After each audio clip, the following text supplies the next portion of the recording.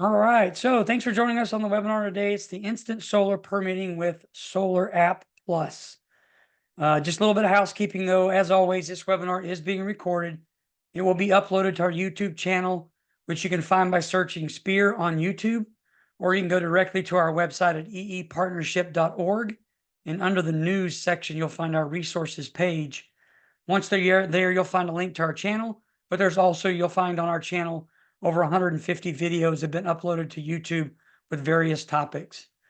So today's webinar is eligible for ICC CEUs, but you must be present for at least 3/4 of the presentation. Within about 72 hours, you'll receive a course evaluation survey email from Kathy Lawrence. Please complete the survey and send it back to her to receive your course completion certificate that will contain the title and course ID number you'll need to use when reporting your CEUs to ICC. Lastly, the chat feature will be open. I'll be monitoring that and the Q&A as we go through the session. If you have any questions, please post it. If it's relevant to what we're talking about currently, we'll try to stop and pause and ask the questions. If it's about something else, we may hold to the end to talk about it at the end and go through a Q&A session at the end of the presentation. So thanks again for joining us. And then today we have Mark and Katie with us. I will let them introduce themselves in just a second. I've got one more slide to go through. So if any of you here that's on the today's presentation that's new to Spear, it's kind of what we are, who we are, what we do. So Spear is here to provide training, webinars, in-person field training. We are one of 6 RIOs, which is a regional energy efficiency organization. We cover Texas and Oklahoma. We are member-based and a nonprofit. We've got over 50 members that have a wide selection of energy efficiency industries, manufacturers, other nonprofits, other representatives from other parts of energy efficiency industries. So what we focus on is outreach, education, and collaboration on clean energy. What I like to do is help, and I also am a technical assistant for the State Energy Conservation Office of Texas for the Energy Code and ASHRAE 90.1. We help answer questions with building officials, third-party energy verifiers. I just had a webinar yesterday for a architectural firm, developers, designers. We'll be happy to help in any way that we can. We also assist cities with their adoption of the 2021, help them navigate the additional amendments they might want to pose when they do their adoption. At the end of the presentation, my contact information will be there. Feel free to screenshot that and share that with anybody you'd like that could use our information and reach out to us for any questions that we might be able to answer. So I will turn it over to Katie and Mark. I will stop sharing and let you guys share your screen. Awesome. Thanks so much, Randy. Yeah, I will share screen and then we can introduce ourselves. All right. So while Mark and I introduce ourselves, I'll just mention that we really like to keep a tab of who we've gotten the chance to speak with. So if you have a chance as I'm talking to put the answers to these questions in the chat, we'd love to know who you're here representing today, and if you're representing a jurisdiction, what your current permitting system looks like. So that would be great info for us. But I will kick off the introduction. So hi, my name is Katie Nissen. I work with the National Renewable Energy Lab. I've been with the SolarAPP team for over a year now. And so I mostly work with jurisdictions throughout the onboarding process. Pretty much at every stage, starting at where y'all are at right now through to the end. So I'll also just mention, given the audience, that I was born and raised in Houston, Texas, went to school at TCU, go Frogs. So super happy to be here on this webinar today. Mark, do you want to introduce yourself? Yep. Hello, everyone. My name is Mark Rodriguez. I'm the Chief Engineering Officer of the SolarAPP Foundation. Yesterday I was SolarAPP's only employee, but thankfully we have a Chief Executive Officer and a Chief Technology Officer starting in July. So we are now a team of 3 moving onward and upward. My focus is on specification development. So I've been with the SolarAPP for around 5 years now, since around 2019. I helped draft the backend code compliance framework for SolarAPP. And my focus is still in codes and standards development. So I work in a bunch of the international code development forums and electrical code, and also standards that relate to solar and storage. So let's kick it off. Katie, thanks. Awesome. Thanks so much. And like I said, if you get the chance to answer what jurisdiction you're with and what your current permitting system looks like in the chat, that would be awesome info. But without further ado, let's get going. So to start, thanks everyone for joining us today to learn more about SolarAPP, which stands for the Solar Automated Permitting Process. For these first 15 or 20 minutes or so here, I'm going to provide an introduction of the tool and its benefits. And then we'll take about 30 minutes for Mark to provide a technical walkthrough. And then the remaining time we can use for Q&A. So for a little bit of background, the National Renewable Energy Lab, who I'm with, is one of 17 national labs that's founded and funded by the US Department of Energy to tackle the critical scientific challenges of our time. Specifically, NREL focuses on finding creative answers to today's energy challenges and has decades of focused leadership in clean energy research, development, and deployment. For SolarAPP, NREL collaborated with a team of experts that are shown on the left-hand side of the screen here to develop an online permitting platform that automates rooftop solar plan reviews and produces code-compliant approvals instantaneously. We worked with solar industry groups, code bodies like the ICC, the building safety community, environmental organizations, and then of course local governments to develop SolarAPP. The platform is entirely free for jurisdictions to adopt, and we consider it a driver of economic development for local governments. Data shows that economic growth compounds once permitting moves to an all-online system and then grows even more so once that process incorporates instant permit approvals. As just one example, once the city of San Jose, California took the step to automate PV approvals, they experienced a 6-fold increase in growth. The resulting economic growth from automated permitting creates an infusion of local resources and generates a greater amount of government revenue for less effort. Additionally, SolarAPP is meant to make online automated permit processing more accessible. SolarAPP is available 24/7, which means that permits can be issued at any time instantaneously, and solar installations can proceed without any delays. One other thing we like to mention on this slide is that SolarAPP adoption is supported by the US Conference of Mayors. So given conversations we've had with dozens, if not hundreds of local governments at this point, we've noticed the trend that rooftop solar projects tended to have very consistent designs. So residential rooftop PV projects with one module and one inverter are very common, easy to approve, and often take no more than an hour to review. But just because of the sheer volume of applications, they often end up sitting in a queue before they actually get reviewed. Because of these commonalities across designs, we estimate that SolarAPP can cover about 70 to 80% of permits submitted for solar and approve them without any delays. This slide is summarizing the systems that are compatible with SolarAPP at this time. So as of right now, SolarAPP is focused on residential PV and is going to be compatible with the 2017, 2020, and 2023 NEC, and then the 2018 and 2021 IBC and IRC. Additionally, SolarAPP is able to permit PV plus storage projects, and nearly all of our jurisdictions who are actively using the tool have adopted this feature. Also shown on the slide here are features that we are planning to include in SolarAPP. So SolarAPP is going to be continuously updated based on new codes and will continue to add new technologies to our eligibility portfolio. In the future, SolarAPP will be able to approve applications for things like EV chargers and hopefully much, much more. SolarAPP is ultimately a tool for automating your plan check for residential solar systems. At our last count, SolarAPP is performing over 250 different code compliance checks on submitted projects, including things like validation of equipment listings, verification of circuit parameters, address validation, local weather condition considerations, and other structural and electrical codes. SolarAPP will continue to expand its scope and functionality of the plan review process, ensuring safe solar system installations.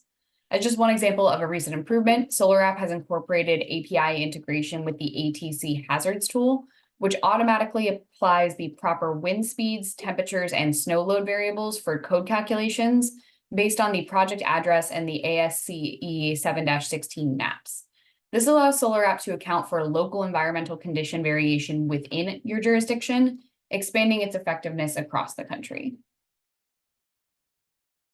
To that point, there's been an abundance of interest in SolarAPP. So currently we have over 200 jurisdictions across 12 states who have adopted or are piloting SolarAPP. We've had widespread adoption across California in places like Stockton, Riverside County, Fresno, Sonoma County, and many other jurisdictions across the state. We're also growing across Arizona with jurisdictions like Tucson, Pima County, Oro Valley, and Phoenix.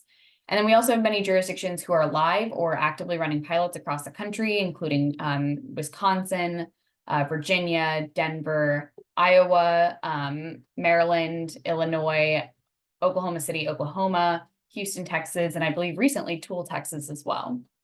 And then many more jurisdictions are working through this onboarding process and are in discussions about launching their pilots, hopefully within these next few months here. Although SolarAPP is not yet adopted across all states, there has been significant interest from installers and jurisdictions who would like to use the tool across the country. Just to give some insights into the impact that SolarAPP can have for a local government, we highlight this case study out of Tucson, Arizona, who was one of our first jurisdictions to pilot and then fully adopt SolarAPP. So since piloting, Tucson has issued over 10,000 permits using SolarAPP, allowing over 30,000 kilowatts of residential solar to be installed locally. Utilizing SolarAPP allowed their permit process time to go from 4 weeks down to instantaneous and saved their permitting and building staff an estimated over 10,000 hours. This slide shows some of the results from all 201 of the communities that have been piloting or fully launched SolarAPP. So to date, SolarAPP has issued over 46,000 permits across these communities, which includes over 8,500 revisions. And then we've issued over 13,000 PV plus storage permits across over 180 jurisdictions who have selected that feature. Among these communities, we've seen no time added to inspections of PV systems in the field. On the topic of inspections, projects permitted through SolarAPP were installed and inspected 14 days faster than projects using a traditional process. And all of this is made possible through SolarAPP's ability to provide instantaneous reviews, reducing that average permit review time to less than 1 day and saving jurisdiction staff over 40,000 hours. Additionally, SolarAPP projects have been about 29% less likely to fail inspections in the field than traditional projects. Also, as you can see down on the lower right-hand side of this screen here, the median business days for permit review are all less than 1 day under SolarAPP. And this is especially advantageous if you would be a community looking to achieve SolSmart, Gold, or Platinum designations. So now let's talk about what SolarAPP actually does. This slide gives a very high-level overview of the process that contractors actually follow within SolarAPP. So first, an installer is going to input their project information and spend about 15 minutes moving through fire, structural, electrical, and workers' comp questions. There's about 50 questions in total that make up SolarAPP. Across the forms, our system is automating those compliance checks that were discussed earlier, which you or your staff would otherwise have to do yourselves manually. Second, SolarAPP is going to complete its compliance checks. So if an installer inputs anything that's non-compliant, the system is going to give them live feedback, guiding them towards a compliant answer. Because it's automated, it can really quickly catch code issues, typos, and other sorts of errors. It's designed to be really responsive, so it's going to instantly return corrections and provide guidance for getting a correct answer in that input field. And this eases the process that otherwise requires a back and forth between your office and an installer. Because of this, SolarAPP can help limit the amount of questions a jurisdiction is getting on basic applications, especially from new installers. And this allows your permit technicians to focus their efforts on complicated permits rather than typical systems. And then third, if an installer does complete a compliant application, they will pay the SolarAPP administrative fee and your permitting fees. Once those payments are complete, the permit is instantly issued with the inspection checklist and other content for your inspection team to verify out in the field. And again, this is all through a no-touch process and allows for 24/7 instant permitting. This slide shows an example of SolarAPP catching an error in real time while a contractor inputs a project, and Mark will show you a little bit more of this during his portion of the demonstration. But in this example, the contractor was trying to input the weight of the PV system in pounds per square foot at 5 pounds, but that field is required to be between 0 and 4 to be eligible in SolarAPP. If it's above 4 pounds per square foot, it doesn't mean that the project can't be code compliant, but it will be required to go through the traditional review process instead of SolarAPP. And you can see here that SolarAPP is informing a contractor of this requirement in the bottom left side in red with the error message. And you can also see that the field has an eye icon in the upper right-hand side that they can hover over and explains what the field is asking them for. Error checks like these in real time ensure that SolarAPP is catching minor issues and inconsistencies throughout the process, completely removing the need to spend time on minor corrections and ensuring that the permit structures are safely up to code standards. As I explained in the overview, SolarAPP will complete its compliance checks for the project once the contractor goes to submit the project.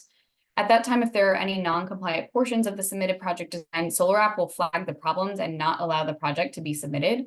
As shown in the example here, these compliance checks are project specific, meaning that SolarAPP is checking all of the input fields together to ensure that each piece is compliant as well as the project as a whole. So for example, the second error being shown on this slide states that the rating of the stated OCPD protecting the new subpanel with relocated loads is larger than the size of the bus bar that the contractor input, which should not be possible.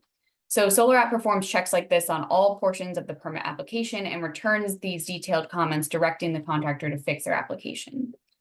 SolarAPP also notes here that if the design submissions are accurate and cannot be modified to be error-free under SolarAPP's compliance checks, the contractor will need to apply for that permit directly from the jurisdiction. As I said before, we expect SolarAPP can cover about 70 to 80% of residential solar permits, but it will direct contractors back to your jurisdiction if the project is outside of the scope of our compliance checks. Once a project has been successfully submitted by the contractor, SolarAPP returns the approval documents, including an inspection checklist for that project that's shown on the left-hand side of the screen here. The inspection checklist includes all of the relevant parts of the approved system for the inspector to verify out in the field. All inspection checklists also have a QR code in the bottom corner that can be scanned to access the most up-to-date version of the project plans. Just a note on the inspection checklist, there are no line diagrams. So instead, SolarAPP takes all of that information that would be in a line diagram and translates it into a checklist set of items for the inspector. And the last thing that I'll say on inspections is that we also have 2 IREC trainings that inspectors will take on how to inspect SolarAPP approved systems using the checklist. These IREC trainings count for continuing education credits, and they take only about an hour to complete. Once an inspector has completed these trainings, they'll be ready to inspect both SolarAPP approved PV and PV plus storage systems. So SolarAPP is also adaptable for your jurisdiction when you're going through the setup process, and we have 2 different models to best meet the needs of your jurisdiction. So the first option is what we call the standalone model, and this is for jurisdictions who only accept applications currently via email, mail, or in person. So a standalone model starts with an installer inputting their project and paying our $25 administrative fee in SolarAPP. The contractor then pays your city or county's permitting fees in SolarAPP using Stripe. And then the project approval documents are stored in SolarAPP for easy future access. And finally, the permit gets issued instantaneously. And all permit and inspection documents are sent to both the installer and the jurisdiction. The integrated model, which is shown on the bottom pathway on this slide here, is for jurisdictions who are already using some type of online permitting portal like Acela, Energov, eTrackit, etc. This method also starts with the installer inputting their project and paying our $25 administrative fee in SolarAPP. They will then receive the approval documents for that system. The installer is now redirected back into your existing government software system where they can upload the SolarAPP approval documents for the project directly into your software system, and that's where you'll pay any city or county permitting fees.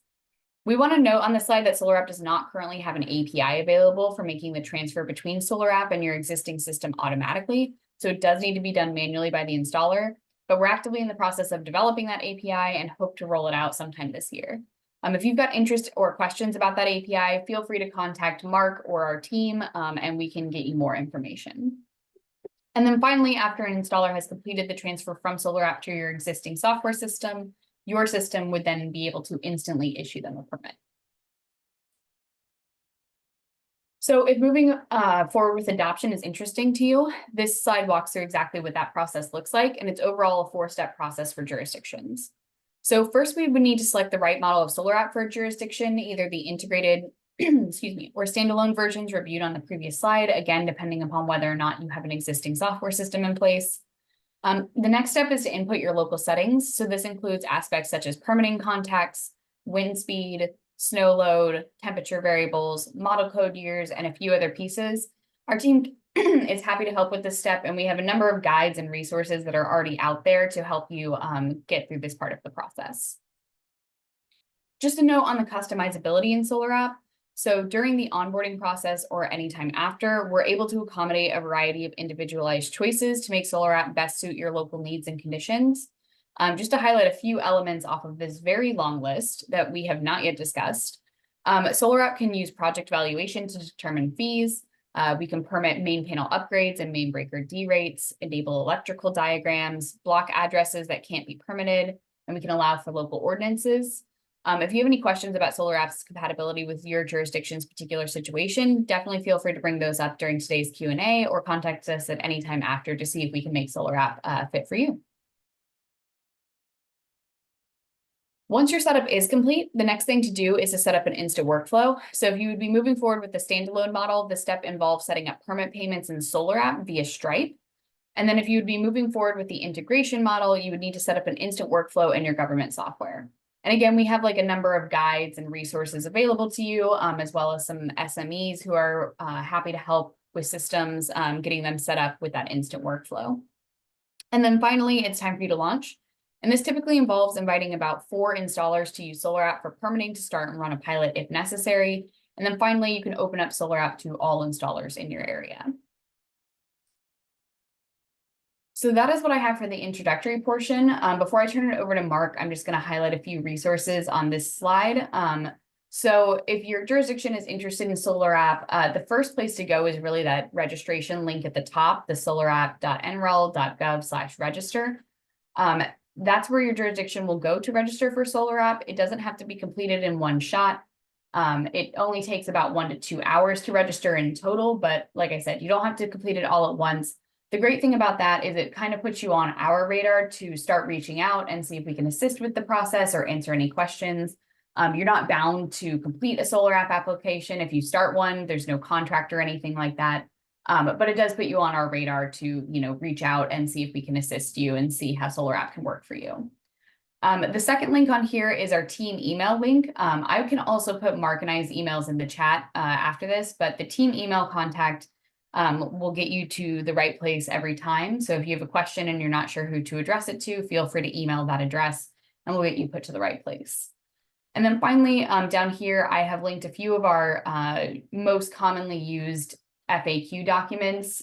We have a host page for all of our FAQ documents that you can access via these links as well. These are just some of our most common ones that jurisdictions need during their setup process. But if you have any questions, I can definitely link these in the chat. With that, Mark, am I good to turn it over to you? Let's do it. Awesome. I'm ready to go. All right, everybody. Good morning. I am going to start kind of backwards. Katie kind of covered some of the error kind of correction and feedbacks that contractors get in the portal while they're detailing a project. I'm going to start with what actually comes out of the application. So if I'm an inspector or a contractor in the field, I'm going to see this document on the right. We call it the inspection checklist. This is one of the deliverables that comes out of the SolarAPP portal when the project's inputs have been determined to be code compliant.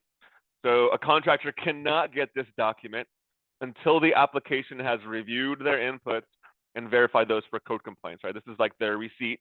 This comes after that contractor has paid the $25 fee to SolarAPP to get these documents. Along with this, what we call the inspection checklist. Probably a better way to think about this in your head, though, is this is the SolarAPP plan. This is the contractor's plan, what they're going to do for this installation. We have translated into an inspection checklist.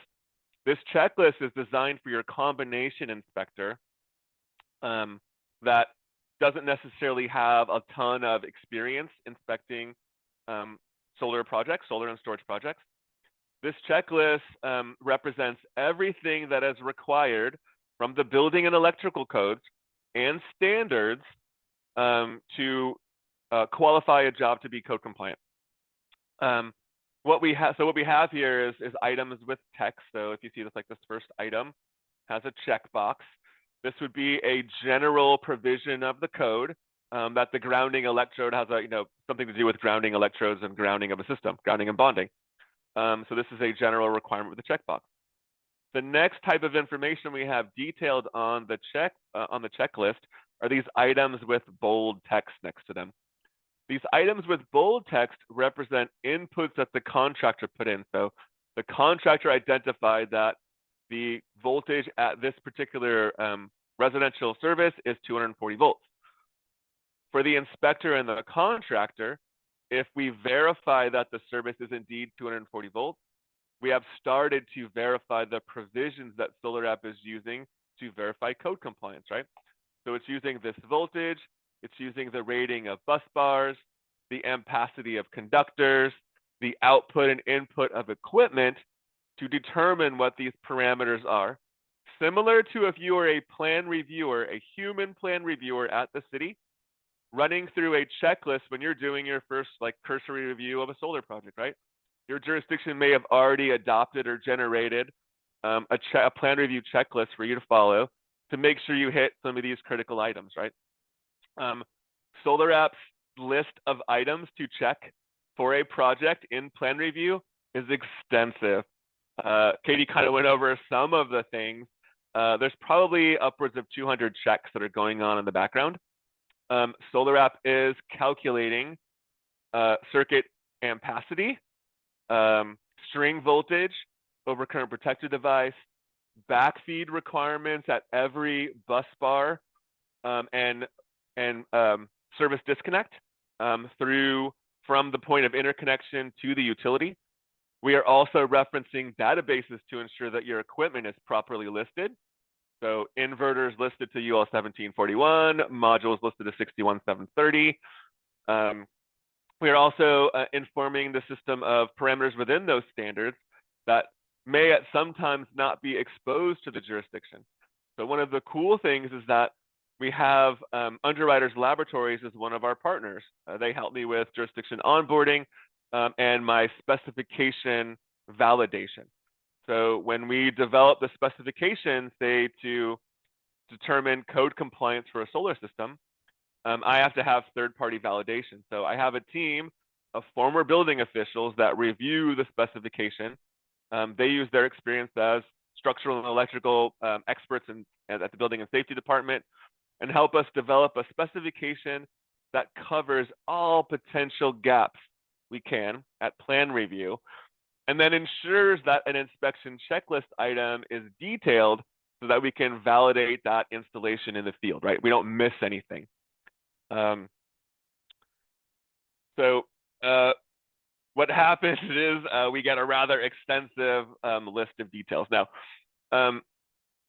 Katie had kind of said there were no diagrams from a SolarAPP submittal, which is true. Contractors do not upload a site plan or a single line diagram. Where the single line diagram is concerned, SolarAPP does generate a premises wiring schematic that helps the inspector familiarize yourself with the premises wiring system and where the point of interconnection is. You can see on this diagram, we've generated a new subpanel. We have solar and storage going into that subpanel. We've relocated some loads from that. For me, this indicates that this is probably an energy storage system with a backup system, providing some type of personal resilience. Knowing the diagrams, I find a block here with something that looks like a switch. For me, this indicates a backup initiation device. This is the isolation relay that separates the utility from the premises wiring system when we're in backup mode. Right, so SolarAPP has detailed all of this. And then as we scroll down through the items, again, SolarAPP is just asking us to verify these items in bold. So here we go back to that backup initiation device. This unit is a meter mounted device. It goes in that meter can. I should be able to verify that model number.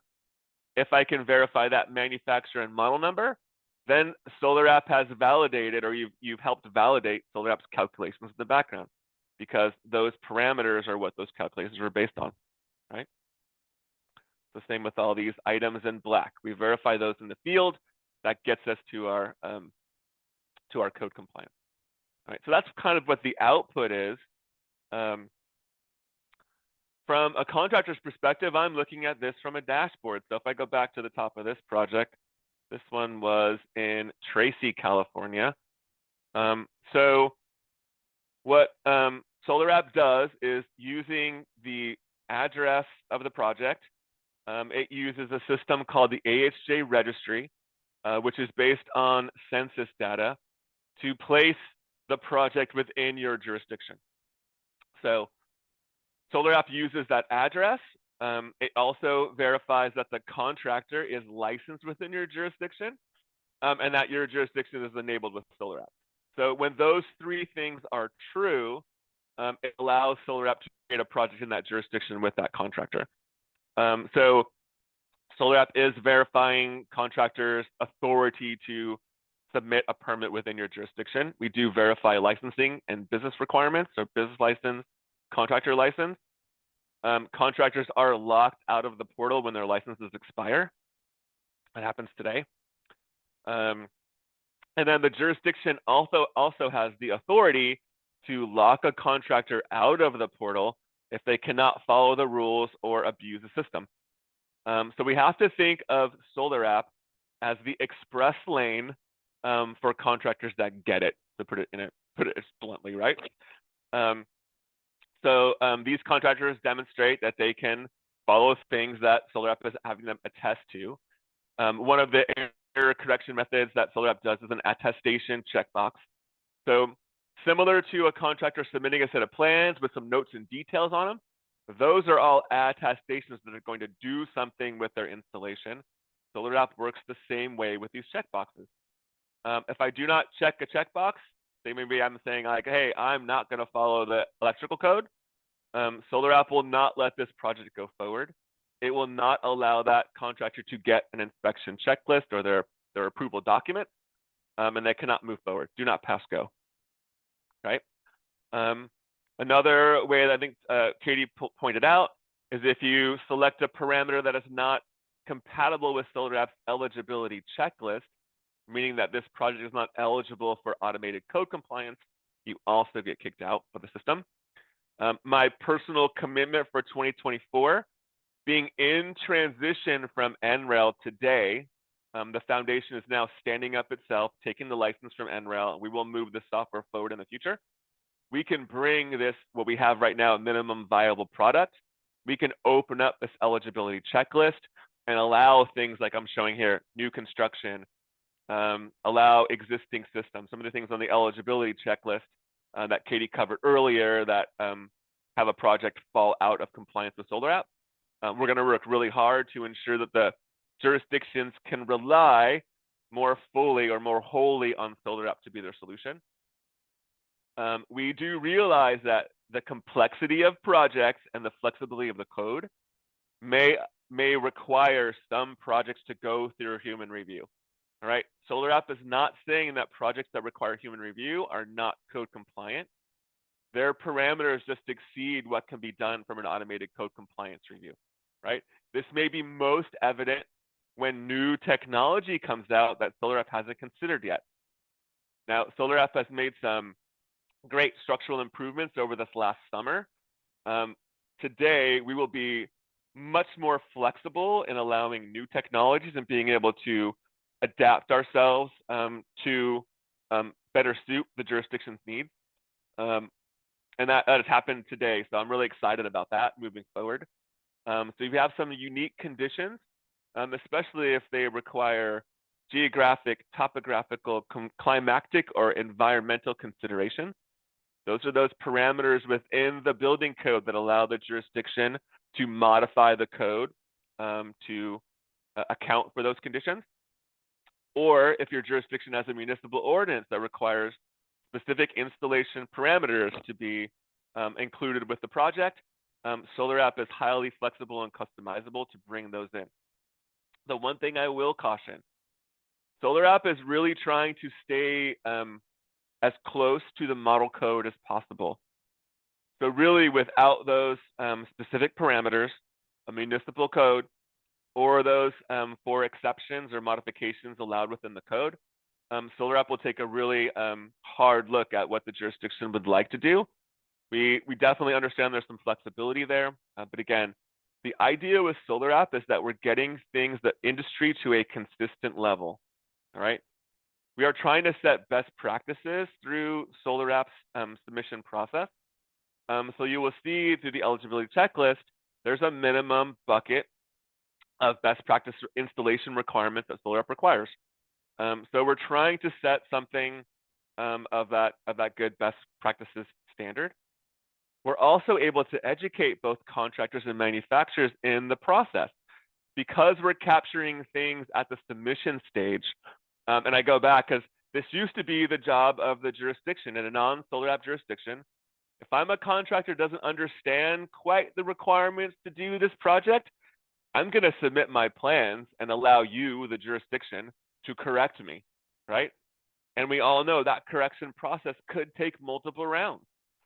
And those multiple rounds are really what's draining the industry for resources, time, and it's like dragging these cycle times out and making things more difficult.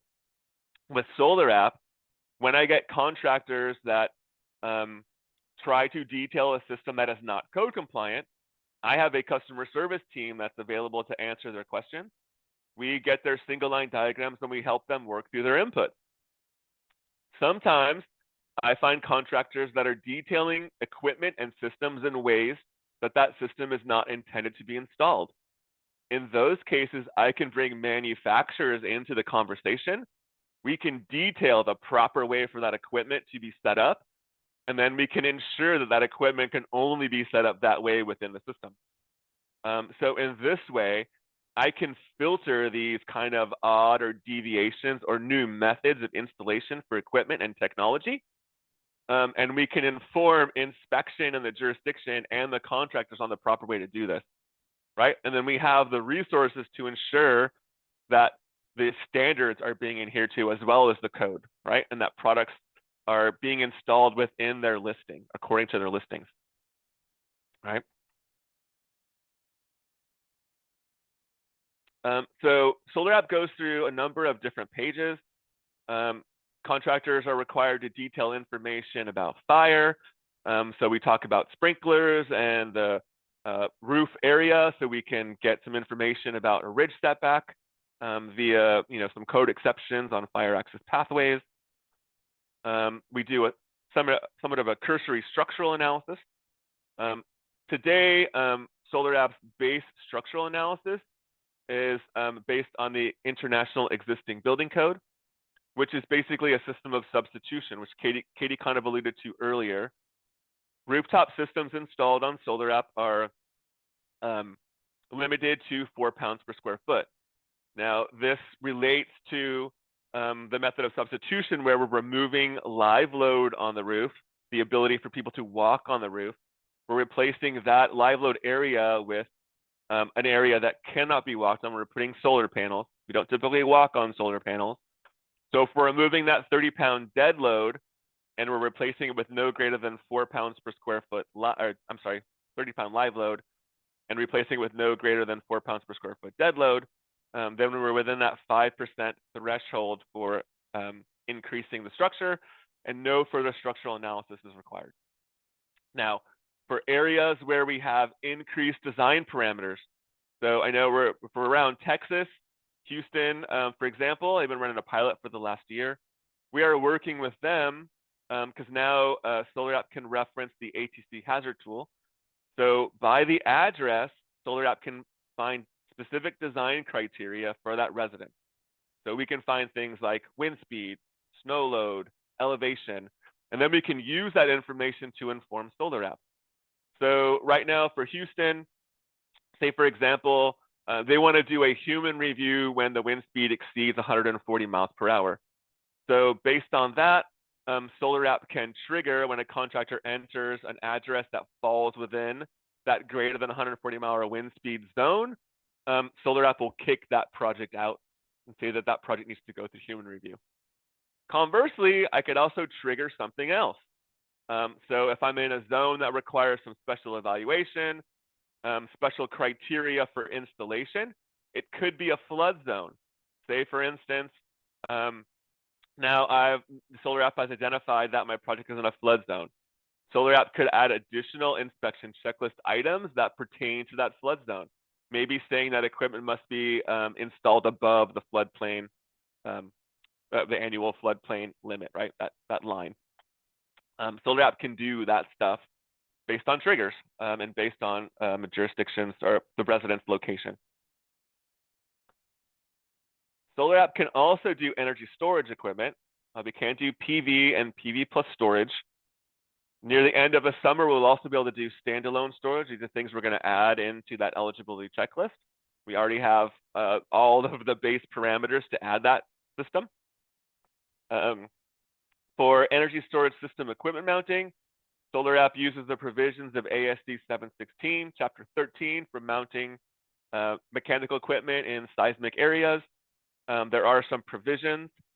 It will kick out energy storage systems exceeding 400 pounds. because those typically require greater structural scrutiny for the structure they're being mounted to.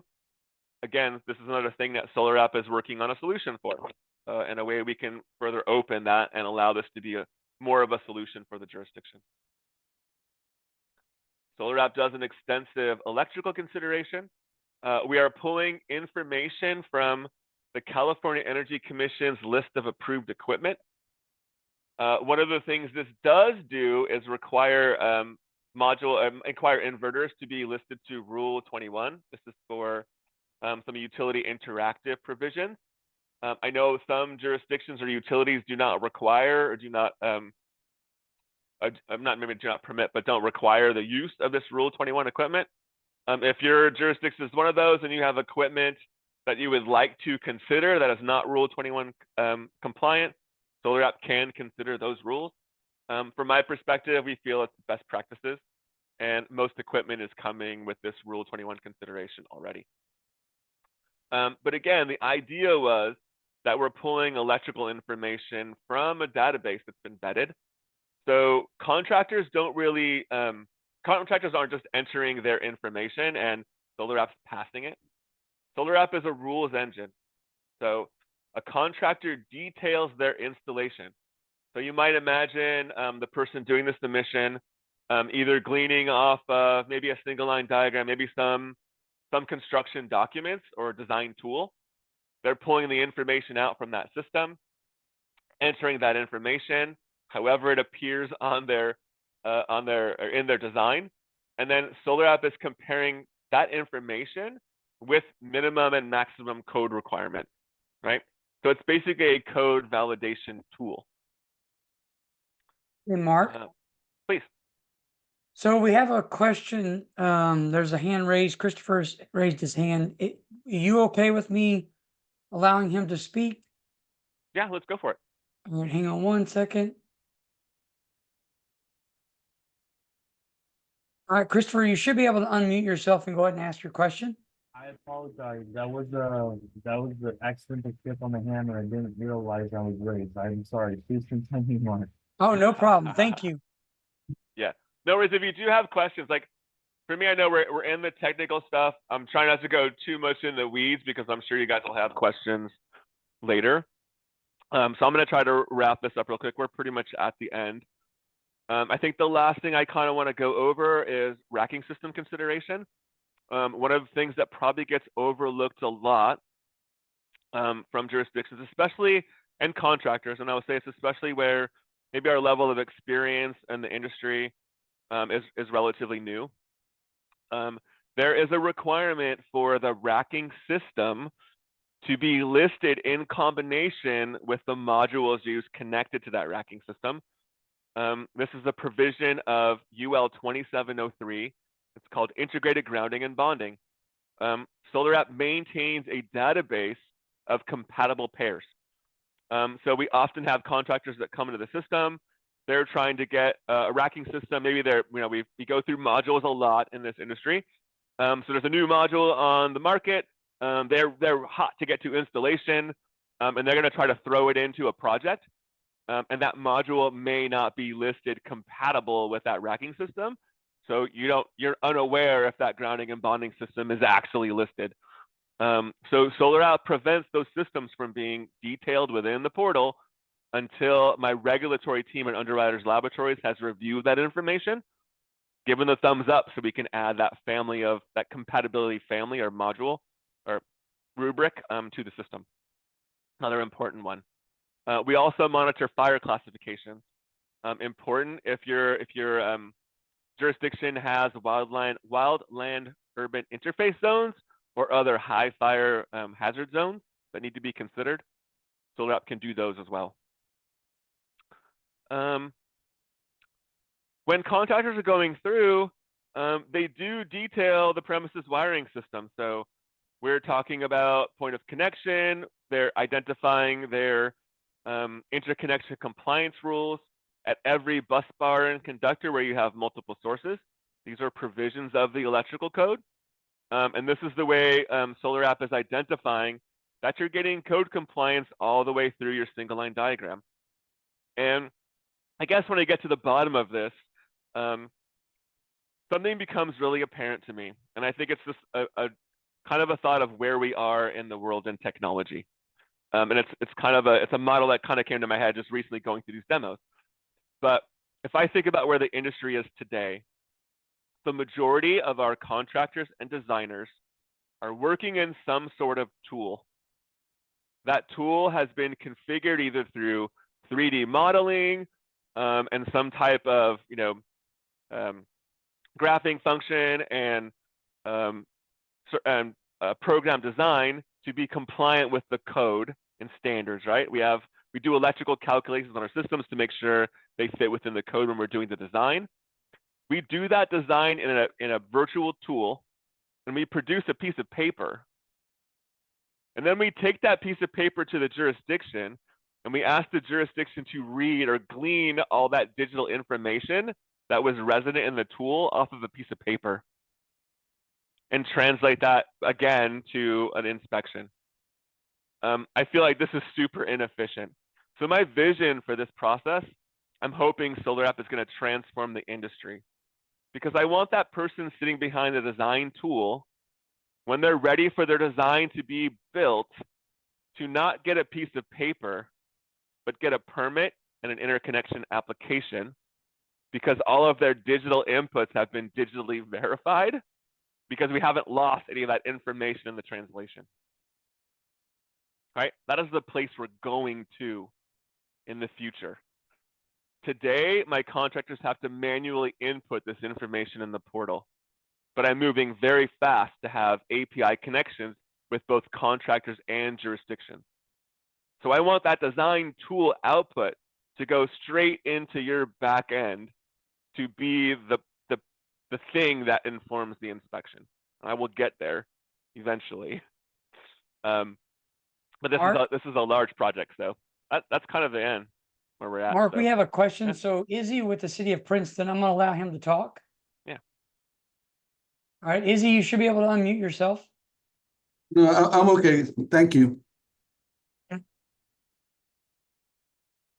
Well, Mark, I mean, all this stuff, I mean, it sounds like to me, I mean, it's like you're getting your paper graded before you even turn it in for review. It's just a hands down. But I did have a question about, since all I really do is train with the energy code, is even though some of this stuff did not make it into the 2024 this go around, could in the future this app help with solar ready inspections? In other words, you won't be pulling a permit because solar is not being installed by the builder, but it may be by the homeowner, but code's going to require it to be solar ready. So there'll be an inspection that has to be done to verify readiness.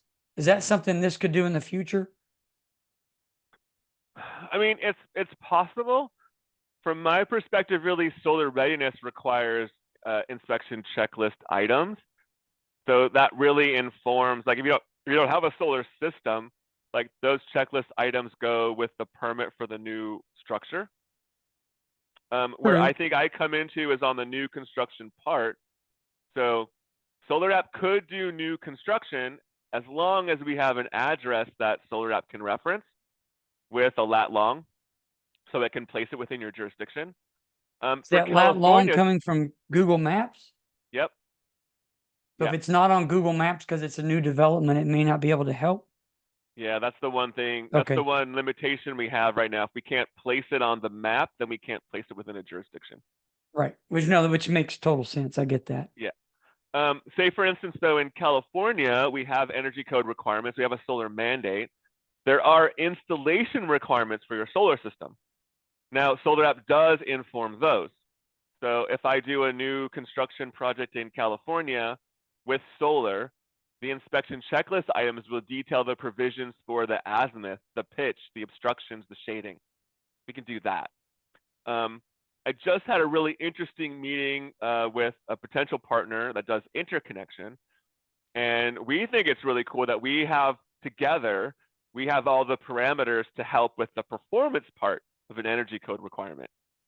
So if, say, the energy code said, hey, you have to have a minimum system size, and it's based on your efficiency numbers and your general, like your general usage calculation, SolarAPP could calculate those parameters and inform system size. Another interesting connection there is through that API connection, SolarAPP could connect with utilities. So the next thing I see as another plus is that when contractor submits their design, it's informed by the utility. And if the utility has system size limitations based on usage or based on distribution capacity, it could inform the design and could limit the design instantaneously. So those are things we're looking at moving towards in the future, where And that would be connected based on everything. utility parameters. Right. Yeah, we could Okay. talk to both at the same time. So envision I'm at my design tool, I press go, the design routes to the utility, it says like, hey, here's the equipment, here's my system size, here's my expected performance. The utility says, I've calculated your usage, limit your system size to X. Then it informs the design, gives feedback to the designer and says, you must reduce your system size to this level to be code compliant and meet your interconnection application. You make the correction and then you get both returned back. So you get instant interconnection and instant permit from the design chair. This is the way we get to installation in a day. Like the holy grail from the industry is I've sold the job. I'm on the phone with the customer and I'm like, are you available tomorrow for installation? Because I have the Yeah, equipment because in the everything's warehouse designed nearby. and in place on Yep. for permit. That's great. Right? So that's where we're trying to go. That's where the transformation we're trying to do into the industry. Right? So for me to do that and for the jurisdiction to feel comfortable with that, we can't do a no-look past plan review to inspection. I can't burden inspectors with figuring this out in the field. That is the last thing I want to do, which is why the checklist is really just asking that inspector to verify the information in bold. I don't ask the inspector to do any calculation in the field whatsoever. It's with your eyes and your experience, judge the contractor's level of workmanship. Is it safe and suitable? And then validate the information in bold. You've validated code compliance calculations from the software.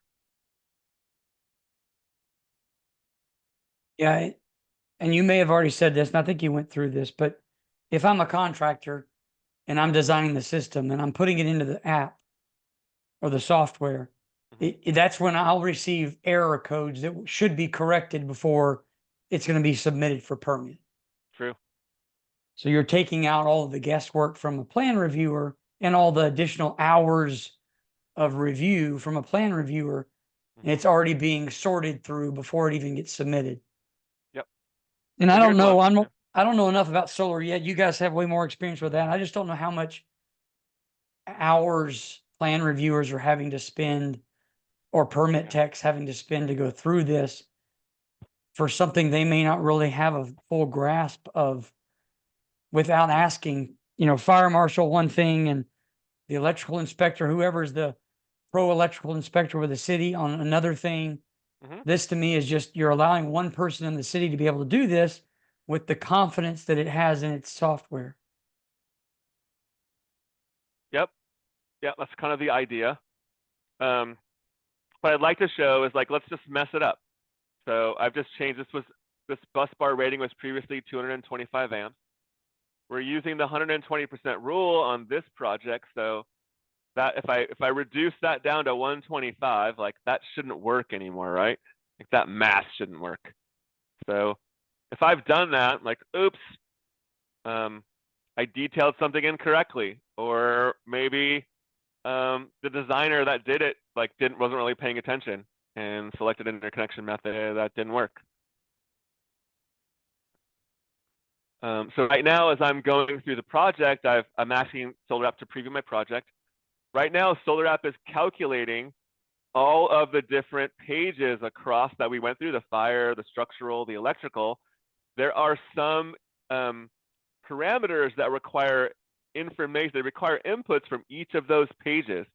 So say like that combination of racking system and module, that requires information from the structural page, the racking system, and from the electrical page, the module type.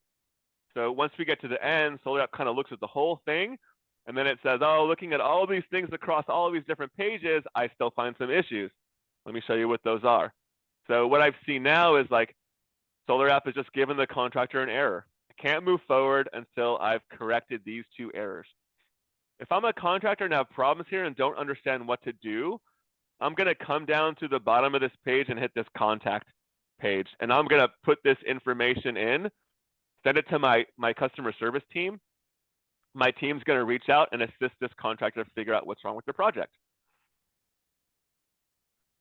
So Nice. we do have some assistance online to help them like get through everything. Nice. And you did say, you could do local adjustments. So if a city specific has a certain amendment, I don't have a clue what type or even have an example of an amendment, but if there is amendments that deals with either electrical, fire, or solar, is this software able to be adjusted to add a specific amendment from one city, or is that kind of outside of its parameters to be able to tweak it that granular? No, we are able to tweak it. So the one we get the most would be like an additional disconnecting means. Sometimes this might be a fire department requirement, right? Like the fire department might require a visible blade AC disco within 3 feet of the main panel. We call that the fire bulletin addendum. So that would come in this section right here. It would be an additional set of requirements that the contractor would have to attest to. So that section can be uploaded with whatever the jurisdiction wants to enforce. In some jurisdictions, they enforce maybe like for a line side connection, they enforce rigid conduit. And then for certain projects, they require a specific fire access pathway, like for a row house in an urban area, they may require a pathway from front to back of the row house. That addendum would be where all those additional requirements would be housed, and they become part of the permit package that the contractor has to attest to. Oh, nice. Well, I do see right there on that one where it says review, it says all work will comply with the 2020. Do you know when the update might happen for the 2023? So this is specific to this jurisdiction. Okay. Since we're in California, so California is on 2020 NEC, or they're on the 2022 California Energy Code, which is our electrical code, which is from the 2022 NEC. SolarAPP, we already have 2023 compatibility. We're going to start working on 2024 residential building and fire codes. And then we go back to 2017 NEC and 2018 building and residential codes. There may be some jurisdictions that want us to go back farther in the code. I get really bad heartburn when somebody wants me to do 2014 NEC and anything earlier than 2015 building and residential codes, mostly because they do not cover adequately the systems that we're permitting automatically. So when you get to the 2014 NEC, you lose the energy storage system provisions. I believe you lose part of rapid shutdown. Like there's a couple of things that kind of make it, in my opinion, like they're not best practices.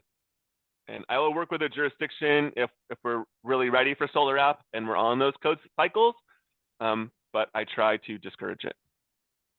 So probably through your application process, if a city filled that out, that's probably one question is what codes are you currently on, so you can address that in the beginning. It's part of the onboarding process for a jurisdiction. You get to select which building, electrical, and fire codes you're enforcing.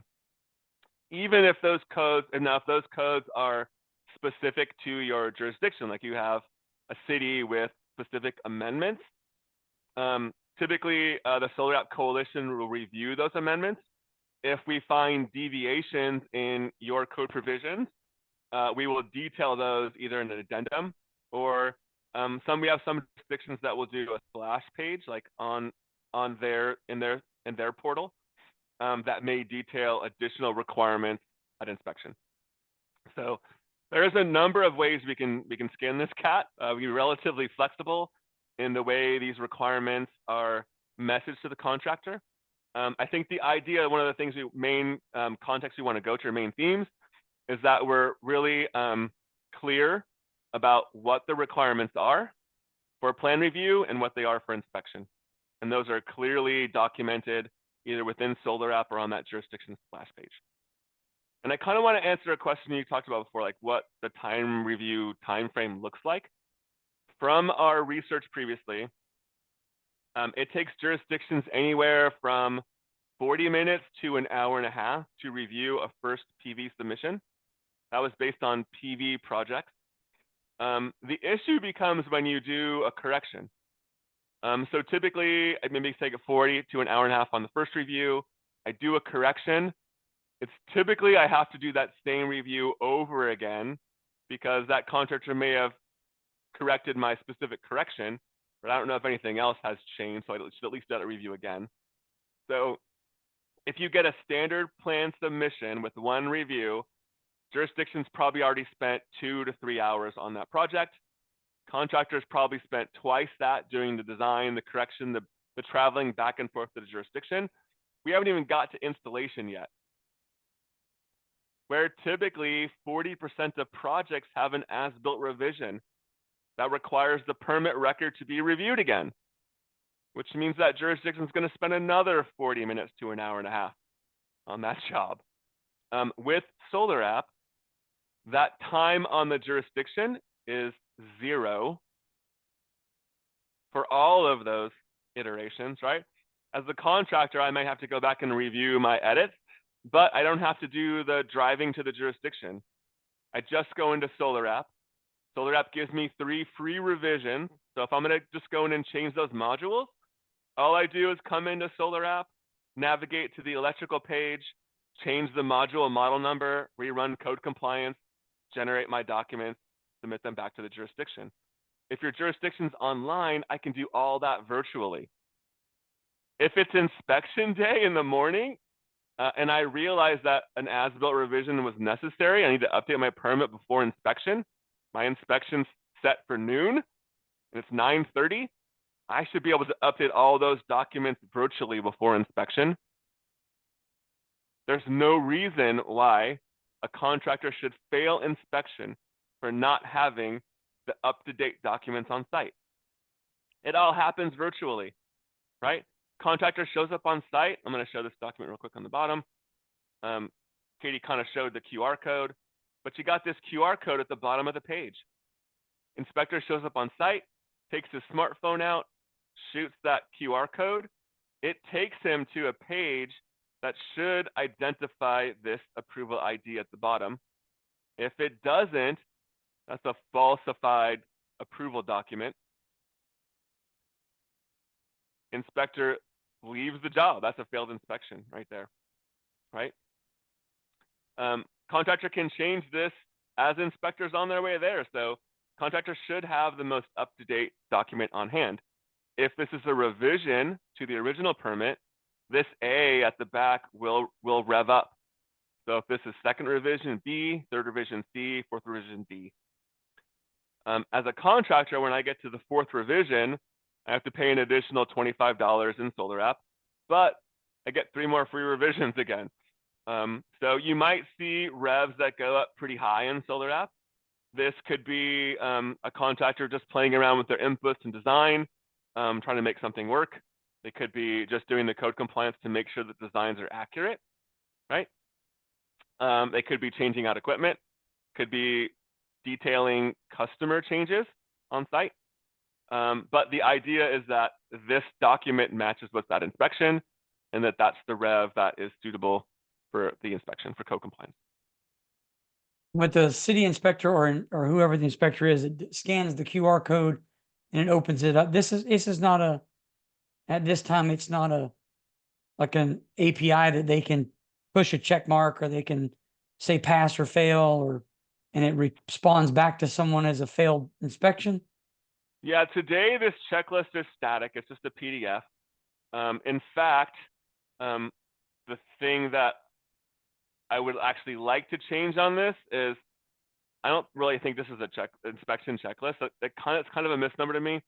This is the SolarAPP plan. These are the plans. Because when I put this, a lot of jurisdictions feel like they're on the hook to sign and check all of these things. This is a static PDF, so if you don't check any of this stuff, like it doesn't go anywhere. SolarAPP isn't recording inspection information. For all intents and purposes, the jurisdiction can still perform the jurisdiction's inspection process. So if the jurisdiction has a checklist that you guys use, a short checklist, just a corrections card, all that is still valid. SolarAPP does not ask you to do anything specific for the inspection. We're providing a resource for you. So for me, I think in 2024, I want to change these. I don't want these to be check boxes. These should be statements that the EGC is installed with continuity to all system components and to the grounding electrode. Because this is the plan. So these are the things that the installer should perform, right? And then that leaves more flexibility for the inspector to use this as a reference and then do whatever process the jurisdiction feels appropriate for inspection.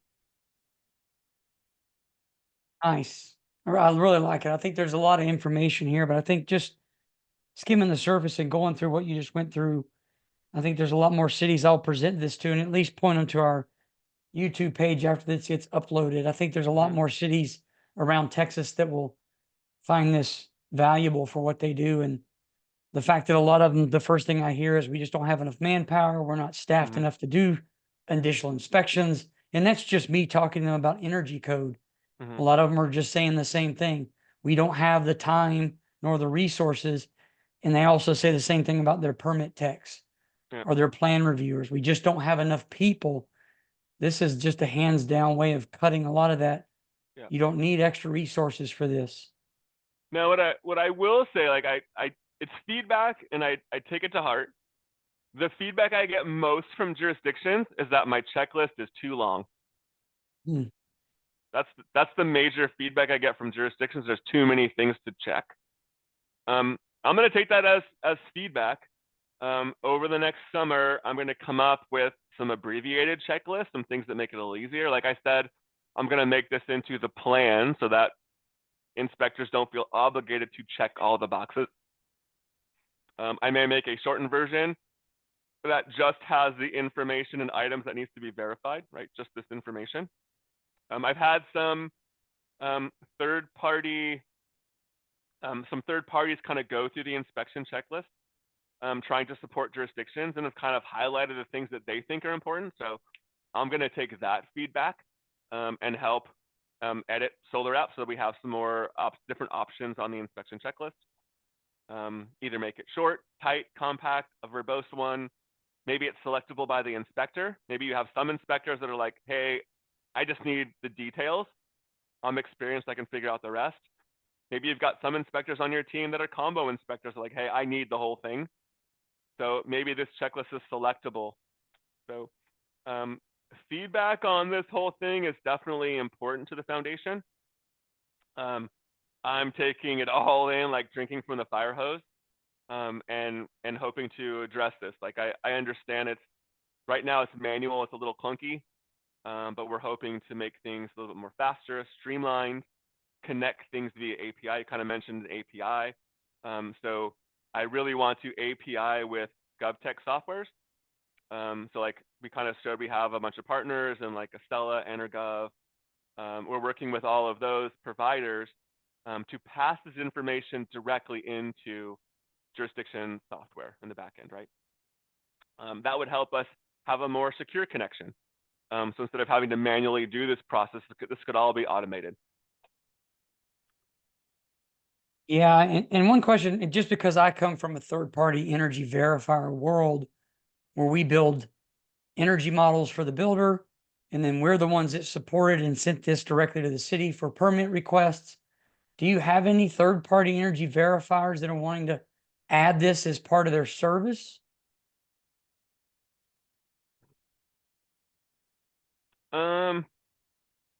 I believe so.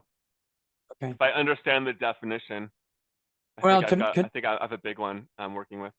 yeah, because if I was a developer, I mean, it's basically, hey, I need somebody to do my energy documents. I need to do an energy model, turn it in for permitting. But oh, by the way, I'm also putting solar. So I need somebody. And so instead of reaching out to I guess they could do the solar contractor to do that part of it, but also see maybe even supporting that on a third party verifier to actually have a service to do it. Because they have someone on in their staff that's a Yeah. solar installer or a retired solar installer. I think this is the model that I'm looking to go to in California. And I think this is the model where you have a performance component and you need to do some consideration of the performance component. So kind That's of what I my was- idea yes. was, right, like if there's a HERS rating and that informs the solar system size, like those are the two pieces of information I need to compare against each other on the design permitting side. So that's the part I'm trying to connect together right now. Right. No, that's exactly where I was going with that. So to me, I see that as an add-on service that someone can offer that, again, if they're building the energy model and they're having to compare and they're using solar to get to either a HERS number or an ERI number, I mean, this is the one way to do it. Yep.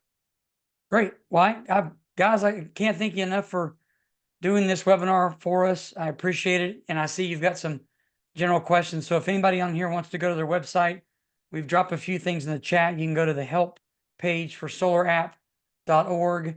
And you guys, there's some contact information for Mark and Katie as well. So feel free to reach out to them.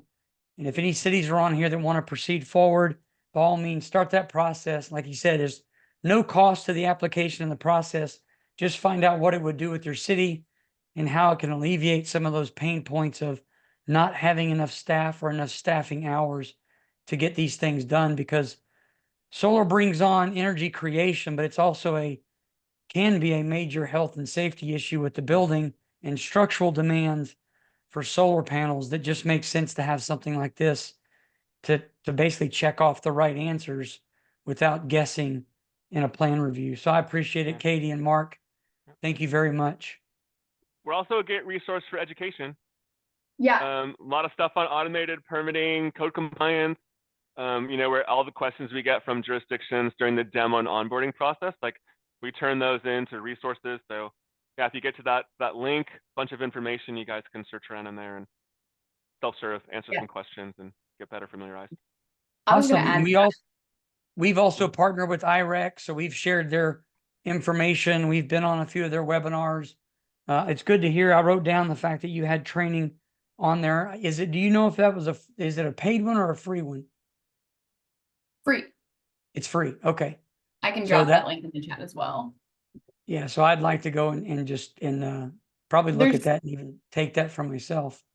Yeah, there's an inspector training as well as an installer training. So installers who want to use SolarAPP are required to take the training through IREC before they're allowed to submit projects.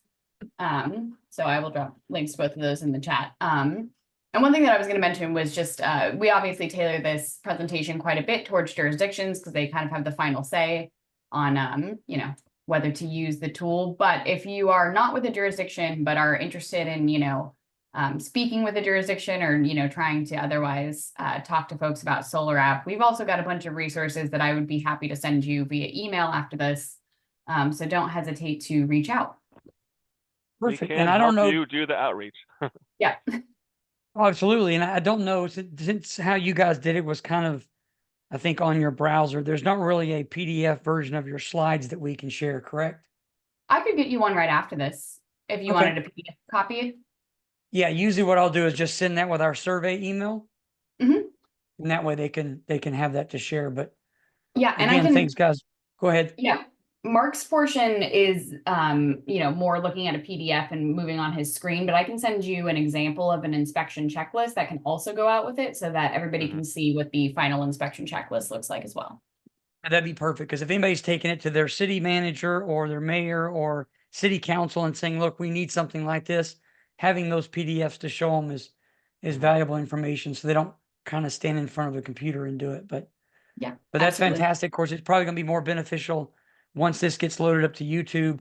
You can go back and rewatch it. There's a lot of good information that as Katie just said, a lot of Mark stuff is walking through it and telling you how those things function. So thanks again. I appreciate it very much. Do you mind if we link to your video? Yeah, Or to absolutely. this video? Awesome. Yes. Yes. And I will share this too. I'm actually, and I don't know why I didn't think about this. I just recently joined the North Texas Renewable Energies group. I believe when you mentioned Tool, Texas, there's one gentleman that's part of that group. That's probably, I think he's the mayor there, and that's probably why he was bringing this in with them to do, but I'll share that with their group as well. Wonderful. Awesome. Thanks so All right. much. Thank you guys. And thanks to everybody online. Thanks for joining us today. I appreciate it. Have a good afternoon. Bye, Have a good everybody. one, everyone. Thank you.